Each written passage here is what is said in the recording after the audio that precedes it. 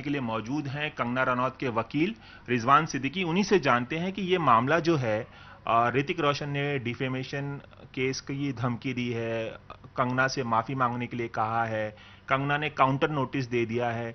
ये बहुत कॉम्प्लिकेटेड सा मैटर हो गया। थोड़ा आसान शब्दों में समझाएंगे हमारे दर्शकों को? देखिए, ये जो मैटर है, अगर आप मुझसे पूछेंगे लीगली तो कोई मैटर ही नहीं है।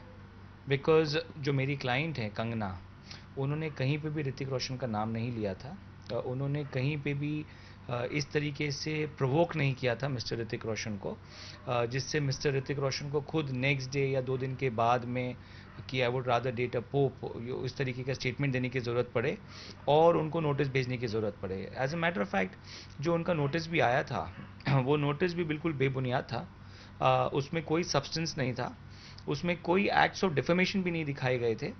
उल्टा उसमें ऋतिक रोशन के फैमिली के बारे में बताया जा रहा था, ऋतिक रोशन के फ़ैन फॉलोइंग के बारे में बताया जा रहा था, और उनके ग्रैंड पेरेंट्स के बारे में बताया जा रहा था, जो जिससे कुछ मुझे समझ में नहीं आ रहा था कि ये नोटिस क्या चीज़ के लिए, आप क्या ऋतिक रोशन का इंट्रोडक्शन दे रहे हैं या आप डिफेमेशन का नोटिस दे रहे हैं। तो ये नोटिस ही मुझे बिल्कुल अनवारंटेड, अनकॉल्ड फॉर और बेसलेस लगा। As a matter of fact उसमें दुनिया भर के झूठ थे जो क्लियरली सामने से साबित हो रहे थे। ऋतिक रोशन साहब बोलते हैं कि वो मेरे क्लाइंट को जानते ही नहीं है सोशली। मेरी क्लाइंट जो हैं वो उनको बर्थडे पार्टी में बुलाती हैं, मेरे क्लाइंट उनके बर्थडे पार्टी में जाती हैं, उनकी बहन के बर्थडे पार्टी में जाती हैं, उनके डैडी के बर्थडे पार्टी में जाती है, गणेश चतुर्थी में उनके घर पे जाती हैं। ये सब चीज़ पब्लिक प्लेटफॉर्म पे फोटोग्राफ्स है, अवेलेबल है सब डेटा। उसके बावजूद ऋतिक रोशन साहब बोलते हैं कि मैं जानता नहीं हूँ कंगना रनावत को सोशली। तो ये इतना झूठ बोलने की ज़रूरत क्या है? दूसरा चीज़ वो बोलते हैं कि जो जो जो उनकी कलीग हैं, जो उनके साथ इतनी क्लोज हैं, जो घर पे आना जाना है, वो उनके कोई इम्पोस्टर की ईमेल आईडी पे उनके साथ कम्युनिकेट कर रही है। ये तो हंसने वाली बात है। अच्छा चलिए, ये भी चलिए छोड़ दीजिए। उनका जो ईमेल आईडी जो फाइनली उनको मिला, बोलते हैं कि वो ईमेल पे उनको 50 ईमेल पर डे भेज रही थी मेरी क्लाइंट, और करीब ऑलमोस्ट 600 दिन के आसपास भेज रही थी, जिससे 30,000 मेल होने चाहिए थे। 30,000 तो मेल है नहीं, जो भी 1400-1500 मेल्स जो आखिर में बोलते हैं कि 1400, 1439। हाँ 1439 जो मेल्स बोलते हैं कि उनको मिले, वो मेल भी बोलते हैं वन साइडेड है।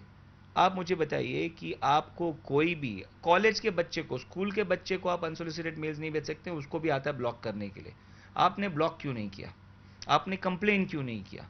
आपने उस टाइम पे अपने वकील से क्यों नहीं पूछताछ की कि क्या करना चाहिए? का इतना कहना है कि एक प्रेस कॉन्फ्रेंस करे कंगना और माफ़ी मांग लें तो वो डिफेमेशन का केस फाइल नहीं करेंगे। तो क्या आपकी जो क्लाइंट कंगना है वो माफ़ी मांगेंगी? क्या उन्होंने कुछ ऐसा सोचा है या उन्होंने इनकार कर दिया है कि वो माफ़ी नहीं मांगे क्योंकि वो गलत नहीं है? क्या इस पर क्या करेंगे? ऋतिक रोशन की ये जो डिमांड है कि माफ़ी मांगे कंगना, उस पर क्या? पहले ऋतिक रोशन का केस तो बने डिफेमेशन का। डिफेमेशन का केस बने तो कुछ वो पूछने के लायक तो बने। उनका डिफेमेशन का केस किधर बन रहा है? वो लायक कहाँ है? कुछ पूछने के लायक ही नहीं है वो। मेरे क्लाइंट का केस बन गया उल्टा क्रिमिनल इंटिमिडेशन और थ्रेट का, क्योंकि उन्होंने बेगर कोई बुनियाद के मेरे क्लाइंट को नोटिस भेज दिया है, क्रिमिनल इंटिमिडेट किया है उनको, उनको थ्रेट्स दिए। As a matter of fact, it is the ball is in his court now, he needs to do things, my client doesn't need to do anything. माफ़ी नहीं मांगेंगे? सवाल ही नहीं उठता है, सवाल ही नहीं उठता है माफी मांगने का। As a matter of fact, I am waiting to see what Mr Hrithik Roshan does next.